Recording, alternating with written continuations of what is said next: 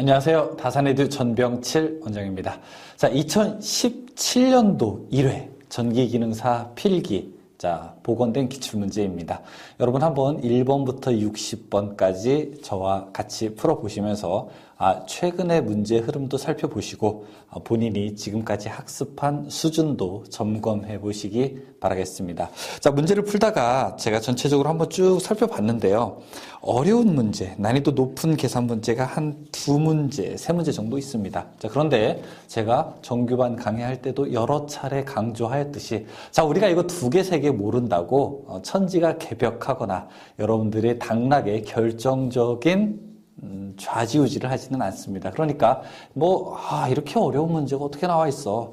야, 나 공부 좀 잘못한 거 아니야? 자, 어떻게 해야 되지? 라고 고민하지 마시고 쉬운 문제 57개의 문제를 완벽하게 암기하고 그 다음에 이해하는데 초점을 맞추시길 바라겠습니다. 자, 꼭 기억하시고 우리가 한두 개 모르는 것 때문에 너무 스트레스 받지 말자고요. 알았죠? 그래서 저도 좀 이따가 계산을 할 때 식은 다 풀어드리겠지만 이거 하나에 너무 많은 시간을 할애하거나 그 다음에 이것 하나하나 어느 하나하나 자세하게 설명하는데 그렇게 크게 중점을 두지는 않겠습니다. 그리고 혹시 문제가 필요하신 분들은 여기 문제지 여러분들이 준비하시게 되면은 그 뒤에 해설까지 제가 같이 넣었기 때문에 해설을 보시게 되면은 또 천천히 한번 풀어보시면 되겠습니다. 자, 1번부터 시작하도록 하겠습니다. 1번. 비오사바르의 법칙은 어느 관계를 나타내는가 물어보고 있죠. 자, 1번에 기자력과 자장. 그러니까 비오사바르의 법칙은 전류가 만드는 자기장의 세기와 관련이 있기 때문에 1번이 되겠죠.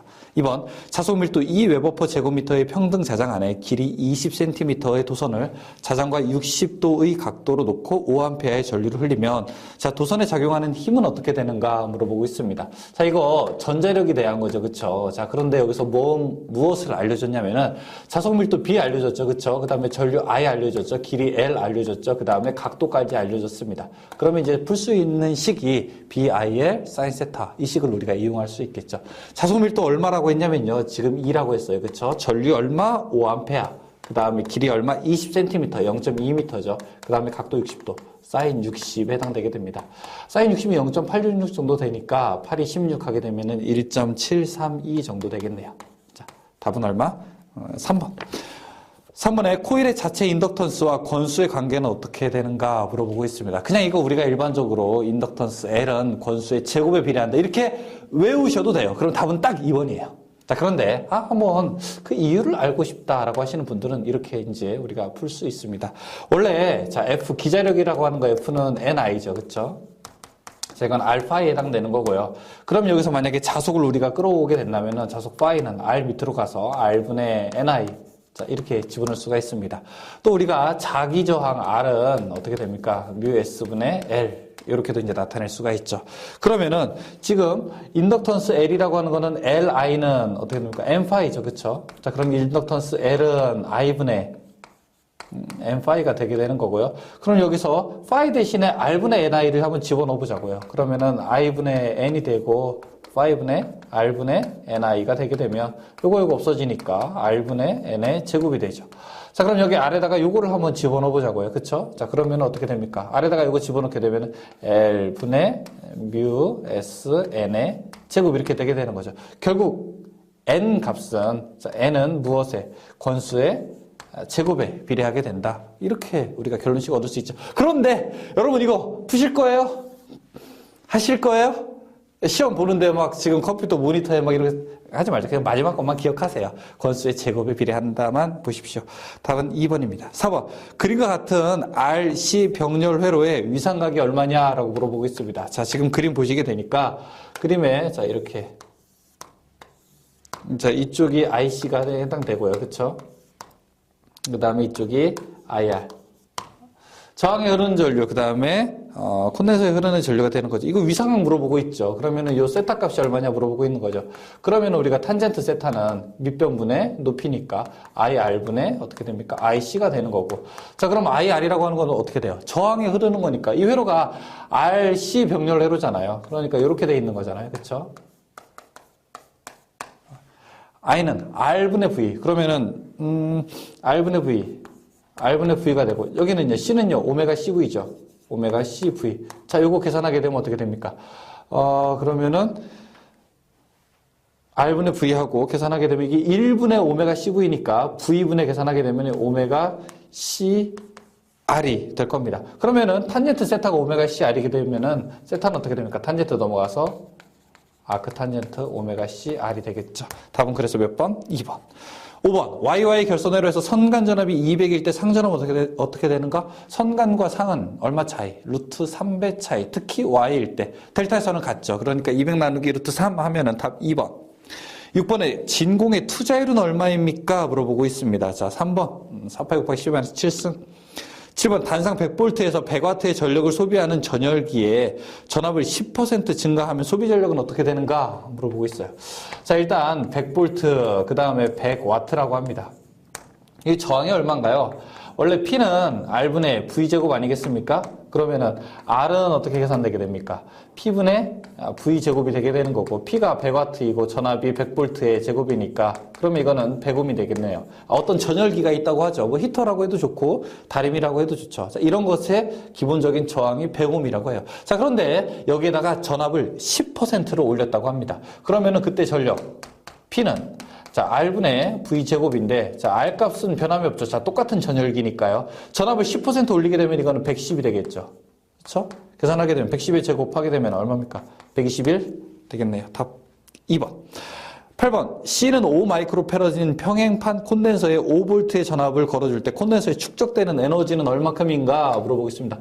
자, 이 문제 우리가 좋아하는 문제죠. 콘덴서에 축적되는 에너지 W는 자, 2분의 1에 어떻게 돼요? CV의 제곱. 자, 그러면은 2분의 1의 C값이 5 마이크로패럿, 5 곱하기 10의 마이너스 6승, 전압값이 5V, 5의 제곱. 계산해보세요. 1번 될 겁니다. 9번. 도면과 같이 공기 중에 놓인 2 곱하기 10 마이너스 8승 쿨롱의 전하에서 자, 2m 떨어진 점 P와 1m 떨어진 점 Q와의 전이차가 얼마큼 되겠는가 물어보고 있습니다. 자, 이렇게. 그러니까, 자, 여기는 1m고요. 그 다음에 여기서는 2m죠. 여기 P 지점, 여기는 Q 지점, 여기는 2 곱하기 10의 마이너스 8승 되는 겁니다. 자, 그러면 첫 번째, 자, 요 P 지점부터 한번 해볼까요? P 지점, VP. P 지점의 전위를 한번 알아볼게요. 전위는 이게 지금 진공 중 혹은 공기 중에서는 앞에가 9 곱하기 10의 구성 상수가 들어가야 되고, 이걸 우리가 쿨롱 상수라고 이야기하게 되죠.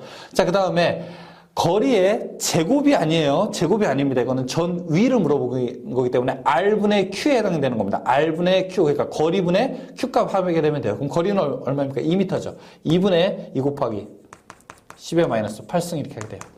계산해보세요. 얼마일까요, 이거? 계산해보시게 되면 아마 90V가 나올 겁니다. 그 다음에 VQ 한번 보죠. Q점. 그러니까 이거예요. 여기 히터가 하나 있는 거예요. 히터로부터 1m에 떨어진 지점의 온도와 히터로부터 2m에 떨어진 지점의 온도를 계산해서 두 개의 차이의 온도 차를 계산하는 거예요. 얘는 얼마? VP.90 90V라고요. 90V. 90도. 자, 그럼 VQ에 해당되는 것은요. 이것은 9 곱하기 10의 9승 곱하기 자, 거리는 1이죠. 그렇죠? 1분의 2 곱하기 10의 마이너스 8승 하게 되면은 이거는 180이 나오겠네요. 그렇죠? 여긴 180도, 90도. 그럼 둘 차이는 얼마예요? 차이는 90V. 답은 짜잔 2번 10번 아래와 같은 회로에서 3옴에 흐르는 전류는 얼마큼이 되는가 물어보고 있습니다. 자, 10번. 자, 이것은 제가 중첩의 정리로 좀 풀어야 돼요. 잠시만요. 10번에 지금 전원이 자, 이렇게 2V가 돼 있고요. 그 다음에 4V, 그 다음에 4옴, 그리고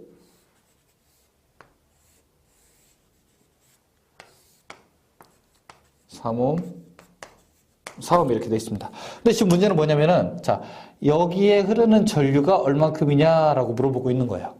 자, 이것을 우리가 중첩의 정리라고 해서, 중첩의 정리가 무엇이냐? 자, 두 개를 똑같은, 그러니까 이 2V 전원으로 한번 회로를 해석하고, 그 다음에 4V 전원으로 회로를 한번 해석한 다음에 두 개를 슬라이드 겹치듯이 두 개를 딱 겹쳐서 회로 해석하자는 거예요. 그러면은, 자, 2V의 전위를 가지고 먼저 한번 해보자고요. 그러면은 2V가 측에서 본, 자, 전원의 모양은 이렇게 됩니다. 여기 4옴이 있고요. 자, 그 다음에 밑으로 쭉 가서 여기에 3옴이 있고, 자, 그 다음에 아래에 4. 4, 3. 자, 이렇게 해당되죠. 2V에서 본 건요. 그쵸? 자, 다음에, 그러면은, 여기 4V에서 본 시각은 어떻게 되겠습니까? 이렇게 되겠죠. 하나. 그 다음에, 여기서, 자, 4옴 없고, 밑에 4옴. 그 다음에, 자, 이렇게 되는 거죠. 자, 중첩에 정리할 때 우리가 전류 측은 개방하게 되고요. 자, 전압, 그러니까 전류원은 개방하게 되고 전압원은 단락하게 되거든요. 그것만 이제 기억하죠. 그럼 여기가 4고요. 여기가 4, 그 다음에 3, 그 다음에 여기가 4에 해당되게 되는 겁니다. 자, 이거 일단 구할게요. 자, 그런데 제가 다시 한번 설명드릴게요. 자, 오늘 푼 것 중에서, 자, 요거 3번. 그리고 몇 번? 이거 9번. 그리고 10번. 자, 이 문제는 그냥 한번 제가 보여드리는 겁니다.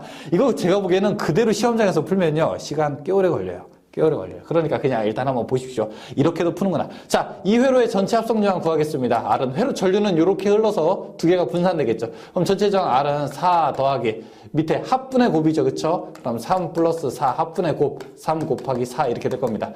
3, 4, 7분의 21 한 다음에 이거 4 하게 되면은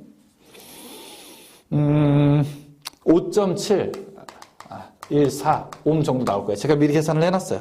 그러면 여기 흐르는 전체 전류 I는 얼마냐? 전체 전류 I는 R분의 V니까, 자, 그러면은 5.714분의 V 값 하게 되면 2가 되겠죠? 자, 계산하게 되면은 0.35A 정도가 될 겁니다. 그럼 여기 3옴에 흐르는 전류, 여기까지는 0.35예요. 그런데 이렇게 분산되겠죠. 그쵸? 이 비율대로. 그러면은 3옴에 흐르는 전류 이걸 I1이라고 하고 I1은 어떻게 되느냐? 전체 전류 0.35에 곱하기 두 개를 합한 것분의, 그러니까 7분의 남의 거죠. 그쵸? 4. 그러니까 남의 게 커야 자기 쪽에 오는 전류가 커지기 때문에, 자, 이렇게 계산하게 됩니다. 그러면 0.2A 정도 될 거예요. 자, 이렇게 해서 2V의 전원 가지고 흐르는 전류는 0.2라고 하는 걸 알 수 있어요. 힘들죠? 자, 그러면은 4V의 전원 가지고 흐르는 전류를 한번 계산해 보죠. 일단 이쪽에서 본 전체 저항 R은 그러면은 4 플러스 4, 3이 병렬로 되어 있으니까 또 7분의 4, 3에 21. 4, 3, 12죠? 12. 그쵸? 12. 계산하게 되면 5.714가 되죠. 똑같네요. 저항은. 그러면 여기 흐르는 전류, I는 R분의 V니까 5.714분의 전압 4V 하게 되면 이거는, 계산해봤습니다. 제가 0.7A 정도 될 거예요. 그러면은 여기 있는 걸 흐르는 전류를 I2라고 하게 되면은, 자, I2 분산되는 것은 0.7 곱하기 그 다음에 두 개를 합한 것분의 7분의 4, 7분의 그 다음에 남의 거죠. 그쵸? 4 계산합니다. 그럼 이건 아마 0.4 정도 될 거예요. 끝났네요. 자, 그러면은 여기로 흐르는 전류는 0.2, 여기로 흐르는 전류는 0.4. 그럼 두 개를 합치게 되면 얼마요? 0.6A가 흐르게 되겠죠. 따라서 답은 0.6A가 됩니다. 답은 2번. 이거 푸실 거예요, 근데? 푸는 게 좋기는 하죠. 근데 여러분, 그거는 제가 선택에 맡겨요. 왜 그러냐면 실제 시험 시간은 한 문제당 1분인데 충분할지는 모르겠어요. 좀 마지막에 풀면 좋겠다. 그쵸? 마지막에. 11번. 망간건전지 양극으로는 무엇을 사용하게 됩니까? 우리가 음극은 아연 원통을 사용하고요. 그쵸? 그 다음에 양극은 보통 우리가 탄소 막대를 사용하죠. 3번. 12번. 긴 직선 도선에 I아의 전류가 흐를 때 이 도선으로부터 R만큼 떨어진 곳에 자기장의 세기는 어떻게 되는가? 우리가 무한장 직선 도선이 있다고 하고요. 그쵸? R만큼 떨어졌을 때 이 자기장의 세기를 우리가 구할 수 있죠. 2파이 R분의 I. 이렇게 계산하죠. 답은 2번. 전류에는 비례, 그 다음 거리는 반비례. 13번. 어느 인덕턴스를 축적되는 에너지가 일정하다고 가정할 때 전류를 3배 높이면 인덕턴스는 몇 배를 해줘야 되는가 물어보고 있습니다. 인덕턴스 시계에, 인덕턴스에 코일에 축적되는 에너지 계산하게 되면은 2분의 1이 어떻게 돼요? Li의 제곱, 줄에 해당되게 되죠. 그럼 전류를 3배로 하게 되면요. 전류를 3배로 하게 되면은 3배의 제곱이니까 이건 총 9배가 돼요. 그쵸? 근데 이것을 일정하게 하고 싶다고 해요. 그쵸? 그럼 L값은 어떻게 됩니까? 그럼 9분의 1배가 돼야 되겠죠? 그쵸? 따라서 4번이죠. 14번. 자체 인덕턴스 L1, L2, 상호 인덕턴스 M인 두 코일의 결합계수가 1이면 어떤 관계가 성립되게 되는가? 일단 우리가 결합계수를 알아야 돼요. K 결합계수는 루트 L1, L2분의 상호 인덕턴스 M이에요. 그럼 결합계수가 1이다라고 하는 얘기는 분모와 분자가 어떻다는 얘기예요? 같다. 같다는 얘기죠. 그렇죠? 그러면 루트 L1, L2가 무엇과 같다는 겁니까? 상호인덕턴스 M이랑 같다는 거죠. 이렇게 물어보는 경우도 있고, 자, 또 혹은 기사에서는 가끔 어떻게 물어보느냐? 상호인덕턴스 M의 제곱과 L1, L2 루트를 벗겨주는 거죠. 이렇게 같다라고도 물어보는 경우가 있습니다. 이것도 역시 상호 결합계수가 1인 경우에 해당되게 되죠. 15번. 평형은 삼상회로에서 한 상의 소비 전력이 P라면 삼상회로의 전체 소비 전력은 하나에다가 3배로 곱한 거 3P와 같죠. 16번. 배율기에 대한 거 물어보는데 배율기는 어떤 것이 측정 범위? 배율기는 전 앞개의 측정 범위를 넓히기 위해서 저항을 어떻게 됩니까? 직렬로 접속하게 되게 되는 거죠. 그렇죠? 답은 3번. 17번. 평형은 삼상 교류회로에서 Y에서 델타 회로로 바꿀 때 어떻게 되는가? Y에다가 임피던스 3배 하게 되면 우리가 델타로 변환할 수 있겠죠. 답은 1번. 18번. 일반적으로 반도체의 저항값과 온도와의 관계가 바른 것은 무엇인가 물어보고 있습니다. 일반적으로 우리가 반도체를 물어보고 있어요. 그렇죠? 자, 이쪽을 온도 변화라고 하게 되면은 이쪽을 저항이라고 하게 되면 어떻게 됩니까?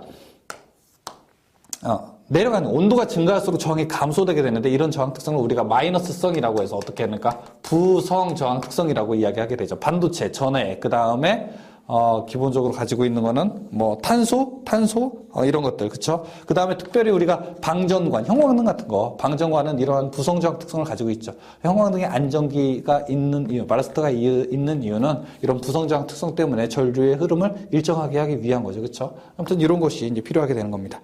19번 전장의 세기에 대한 단위로 맞는 것은 무엇인가 물어보시나? 전장의 세기를 물어보게 되는데 전장의 세기는 이 R분의 V니까 이거는 볼트 퍼 메타거든요.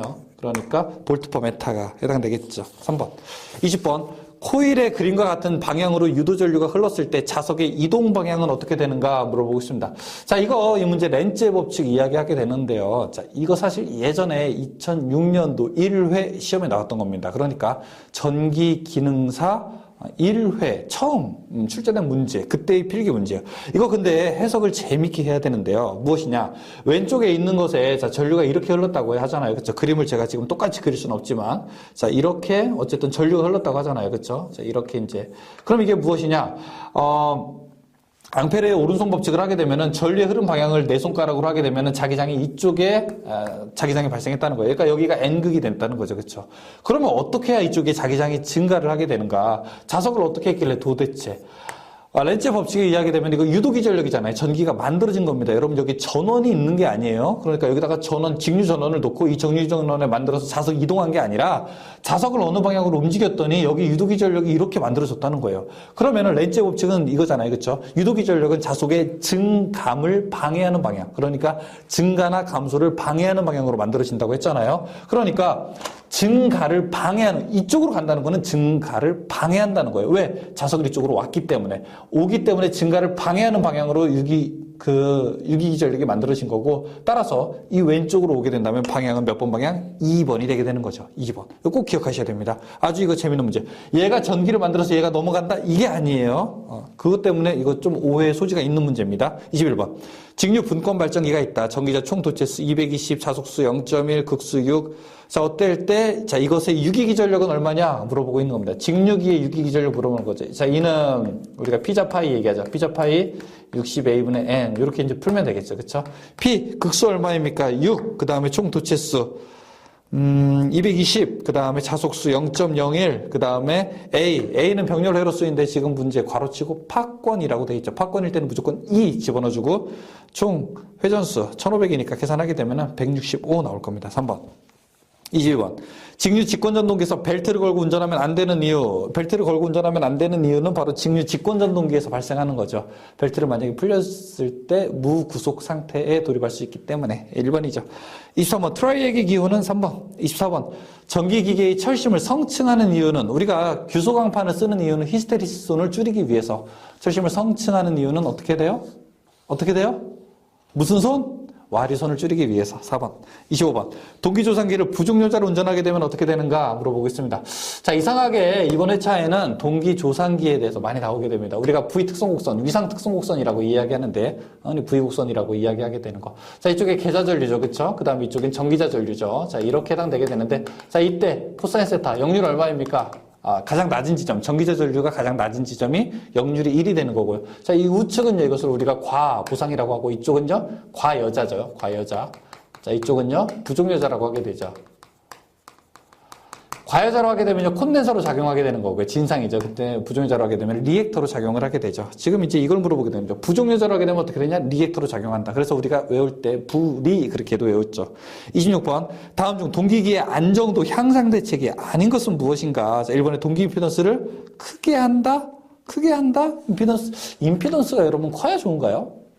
임피던스는 커서 좋을 일이 없죠. 임피던스, 리액턴스 이런 것들은 다 작아야 되는 거죠. 따라서 안정도를 높인다고 하는 거는 좋은 얘기예요. 그렇죠? 어떻게 하면 회로를 더 안정적으로 설계할 것인가에 대한 건데 이때 임피던스를 크게 한다, 리액턴스를 크게 한다 이런 것들은 잘못된 얘기죠. 27번. 다음 중 변압기의 권수비 A에 대한 식이 바르게 나타난 것은 무엇입니까? 이렇게 물어보고 있습니다. 자, 문제 27번. 권수비에 대해서 한번 보죠. 권수비 A는 2차 측분의 1차 측, V2분의 V1, 그 다음에 I1분의 I2. 자, 그 다음에 루트 이제 씌우게 돼요. 자, 임피던스 2분의 임피던스 1. 그 다음에 뭐 루트 L2분의 L1, 뭐 R2분의 R1 뭐 이렇게 계속 넘어갈 수 있습니다. 자, 1번만 맞는 거고, 2, 3, 4 다 틀린 거네요. 28번. 그림과 같은 전동기 제어 회로에서 전동기 M의 전류 방향이 올바른 것은 어떻게 되는가 물어보고 있습니다. 자, 이것을 우리가 무엇이라고 하냐면은 H브릿지라고 이야기하게 되는데, 여기 교류가 입력된 거예요. 그쵸? 자, 근데 SCR이 이렇게 그려져 있네요. 제가 그냥 간단하게만 그리겠습니다. 좀 생략해서. 자, 이런 방향. 그 다음에 S2가 자, 이런 방향. 그 다음에 S3은 이런 방향. S4는 이런 방향. 여기 이제 M이 있게 되는 거죠. 이거 1, 2, 3, 4가 되죠. 자, 만약에 입력되는 전원이 교류이기 때문에 여기 플러스가 되면은 자, 이렇게 도통되게 돼요. 그쵸? 그 다음에 만약에 밑에가 플러스가 되게 되면은 어떻게 됩니까? 이렇게 전류 흐르게 돼요. 그러니까 항상 왼쪽에서 오른쪽, 즉 여기를 A라고 하고 이쪽 포인트를 B라고 하게 되면은 전류는 항상 A에서 B로 흐르게 되는 이런 모양을 가지고 있습니다. 답은 그래서 항상 A에서 B로 간다. 29번. 단상 유도전동기 기동 토크가 큰 순서대로 되어 있는 거. 우리가 반발 기동, 반발 유도, 그 다음에 분산 기동, 그 다음에 콘덴서 기동, 쉐이딩 이렇게 반콘, 분, 쉐 이렇게 외웠잖아요. 그렇죠? 답은 3번. 30번. 변압기를 델타 Y에 결선한 경우에 옳지 않은 것은 Y 델타이던 그 다음에 델타 Y이던 자 그것이 YY 델타가 아닌 이상 위상각이 몇 도 차이가 납니까? 이거는 30도의 위상각 차이가 나게 되죠. 1번은 잘못된 얘기죠. 31번. 교류전동기를 기동할 때 그림과 같은 기동 특성을 가진 것은 무엇인가? 자 이거 2016년 5회 때 CBT 시험에서도 나왔던 그러니까 딱 안 나오신 분들도 계시죠. 물론 CBT는 문제가 다 달라요. 자 잠깐 CBT 설명하자면 여러분 CBT 시험 보러 딱 가면 옆에 같이 전기기능사 치러 오신 분도 나랑 문제가 다른 거예요. 예? 하지만 문제 은행은 같은 은행에서 출제가 되는 거죠. 문제 번호 달라요. 옆에 있는 분 컨닝해도 안 되는 거예요. 그러니까 상대적으로 부정행위가 급 감소할 수밖에 없겠죠. 그렇죠? 자, 그때 2016년 5회 때도 출제 빈도가 높았던 문제입니다. 바로 이게. 자, 어떤 특성이죠? 자, 앞에 회차 혹시 해설 들으신 분들 아시겠지만 삼상 권선형 유도전동기에 대한 설명이죠. 32번. 반파 정류 회로에서 직류전압 200V를 얻는데 필요한 변압기 2차 상전압은 약 얼만큼이 되는가 물어보고 있습니다. 그 다음에 전압강하 5V 하게 되게 되는데, 자, 반파라고 이야기해요. 반파를 해서 전원을 얻게 되면은 입력에다가 0.45로 곱한 것이 출력이 되게 되는 거죠. 근데 출력이 200V래요. 순 저항 감소가 5V고 그러면은 205V를 얻고 싶은 거예요. 205 나누기 0.45 하게 되면은 몇 볼트를 입력해야 되는지 우리가 금방 알 수 있겠죠. 455 나올 겁니다. 33번. 그러면 동기기의 위상 특성 곡선을 나타낸 것이다. 전기 저절을 가장 작게 흐를 때. 전기 저절을 가장 작게 흐를 때 이때 역률 얼마예요? 1. 34번. 전기자지름 0.2m의 직류 발전기가 1.5kW의 출력에서 1800으로 회전하고 있을 때 전기자의 주변 속도는 어떻게 되는가 물어보고 있습니다. 자, 동기기 이것도 가끔 나오는 문제인데 주변 속도라고 해서 주변 속도 V는 이렇게 계산합니다. 파이 D 60분의 N. 근데 이게 식이 사실은 되게 어려워 보이지만 별로 또 어려운 건 아니에요. 왜냐하면은 분당의 전수를 60으로 나눴으니까 초당의 전수가 되죠. 파이 D 하게 되면은 지름이 되는 거죠. 그래서 지름 곱하기 몇 번, 1초에 몇 번 도느냐. 이제 이걸 물어보는 거예요. 그렇죠? 파이는 3.14죠. 그 다음에 직경, 지름이 0.2m라고 했으니까 0.2고요. 그 다음에 60분의 N. 총 회전수가 얼마라고 했냐면 1800. 그렇죠? 계산하면 되겠죠. 그렇죠? 그럼 18.82m/s 정도 나올 겁니다. 35번 반파 정류회로 해서 변압기 2차 전압의 실효치를 2V라고 하면 직류 전류의 평균치는 얼마큼이 되는가? 반파는 0.45잖아요. 그렇죠? 그러니까 0.45를 계산하려면 얼마입니까? 8분의 루트 2. 지금 보기 몇 번이에요? 4번이죠. 자, 이것이 바로 0.45거든요. 그러니까 답은 4번이죠. 36번. 직류기는 전압 변동률이 마이너스 값으로 표시되는 발전기는 어떻게 되는가? 자, 우리 전압 변동률을 한번 보죠. 전압 변동률. 전압 변동률은 전격분의 무브압 빼기 전격. 근데 여기서 만약에 마이너스 값으로 표시하려면은 전격이 오히려 더 무브압보다 커야 되는 거예요. 그렇죠? 자, 이것은 무엇입니까? 과복권에 해당되는 겁니다. 2번. 37번.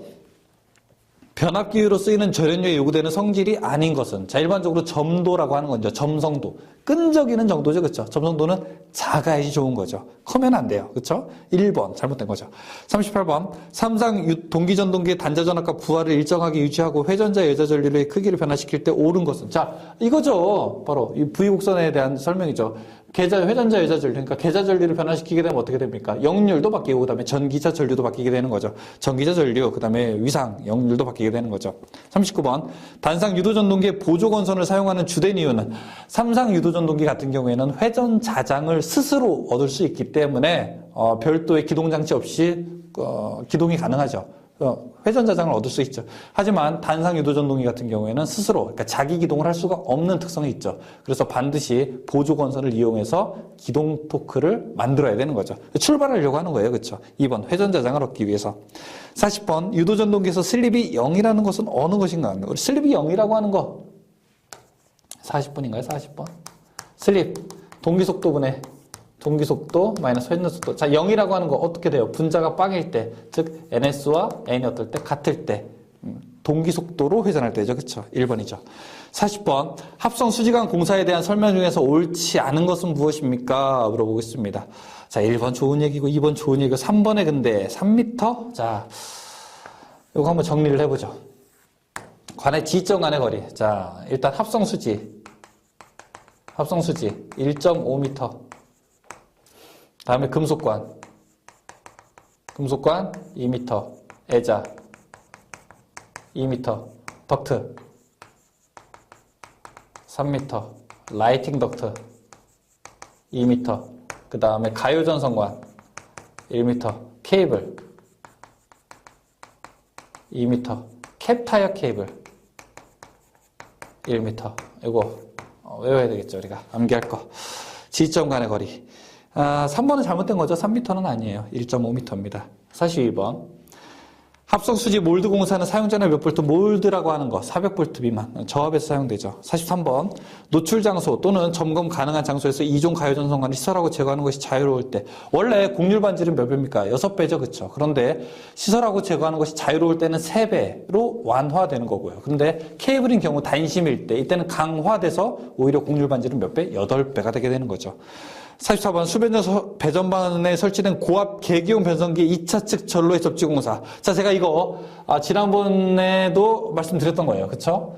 그러니까 고압 계기용 변성기에 접지를 몇 종으로 하게 되는가 2차 측에. 근데 기억해야 될 거. 자, 특고압일 때 몇 종이에요?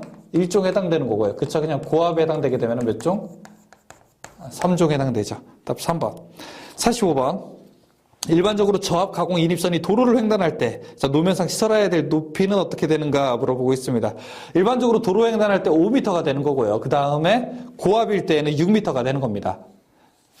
답은 그럼 몇 번이에요? 2번이 되겠네요. 그렇죠? 근데 저압일 때 만약에 지장이 없다면 3m, 고압인데 지장이 없다면 3.5m. 46번.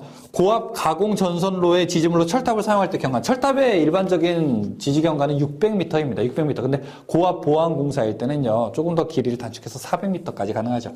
400m로 시험 문제 나온 적도 있어요. 47번. 마그네슘 분말이 존재하는 장소에서 전기 설비가 발화원이 되어 폭발할 우려가 있는 곳에서의 저압 옥내 전기 설비 공사는 어떻게 되는가? 이거는 폭발할 우려가 있을 때 오직 하나만 가능하죠. 그렇죠? 자, 그때는 뭐예요? 금속관. 사실은 두 가지 가능해요. 금속관이랑 케이블도 가능해요. 근데 케이블일 때는 캡타이어 케이블을 제외해야 돼요. 그러니까 금속관만 가능하다. 이렇게 외우는 게 더 좋죠. 48번. 다음 그림의 접속은 무엇이게 되나? 다 끝부분을 다 마무리한 거죠. 그렇죠? 왼쪽은 터미널 종단이고 오른쪽은 쥐꼬리 종단이죠. 그러니까 둘 다 3번에 종단 접속을 설명하는 겁니다. 49번. 배전용 기구인 COS 용도로 알맞는 것. 과전류에 대한 보호, 그 다음에 기구 교체가 용이하도록 변압기에 1차 측에 설치를 하게 되죠. 그리고 단락 보호용으로도 사용되죠. 4번이죠. 50번 지중저설로를 직접 매설 시기에 의하여 시설하는 경우 차량 및 기타 중량물의 압력을 받을 우려가 있는 장소에는 어떻게 되는가? 중량물에 받을 우려가 있는 곳에는 1.2m 이상 매설하게 되죠. 그 다음에 중량물을 받을 우려가 없을 때는 0.6m로 가게 되는 거죠.